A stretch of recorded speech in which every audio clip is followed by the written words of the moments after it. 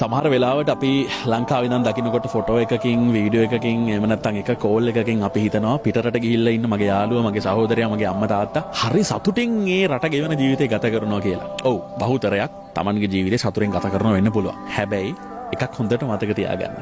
ඔයාගේ ජීවිතේ ළඟම කෙනෙක් පිටරටකට ගිහින් ළඟදී නම් ඒ කෙනා ඒ පිටරට අලුතෙන් ජීවිතේ පටන් ගන්න උත්සාහ කරන කාලේ. එතකොට ඒ උත්සාහ කරන කාලේ ඒ තරම් ලේසි දෙයක් නෙමෙයි. ඒක හරි අමාරුයි. සමහර වෙලාවට ලැන්ග්වේජ් එක ඉගෙන ගන්න සිද්ධ වෙනවා. ඒ අදාළ රටේ සංස්කෘතියට අනුගත වෙන්න වෙනවා. අම්මා හැමදාම අතර ගෙන දුන්නු බත් මුල නැති වෙලා යනවා. පාස්තා එකකට පීසා කෑල්ලකට සීමා කරන්න වෙනවා. ලංකාවේ ඉන්නකොට අපිට මේ දේවල් රහ කෑම වුණාට පිට රටකට ආවට පස්සේ අපිට ලෝකේ තියෙන රහම කෑම එක වෙන්නේ අම්මගේ කෑම එක. ඉතින් ඒ හැමදේම අපිට අතහැරලා දාලා ජීවිතේ මුලින් ඉඳන් පටන් ගන්න වෙනවා.